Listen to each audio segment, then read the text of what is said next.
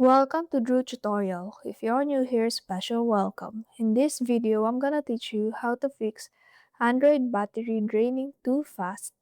So, if you noticed, even though you're using just very normal, casual emailing, texting, and you're not doing heavy gaming or watching a lot of high resolution videos, but your battery drains so fast, so what you can do is first go to settings, scroll down until you see device care.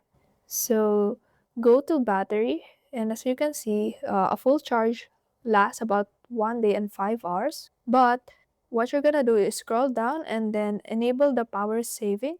So you can click on that one further, so you can limit the CPU speed to 70% to turn off the always on display and other preferences here. So in this way, yes, the performance of your phone will not be as fast as it can. It will not give you the maximum speed, but if you're doing very light things and you're not doing heavy gaming and such, video editing, this should be enough and you will barely notice the difference. And there you have it. Thank you and see you in the next video.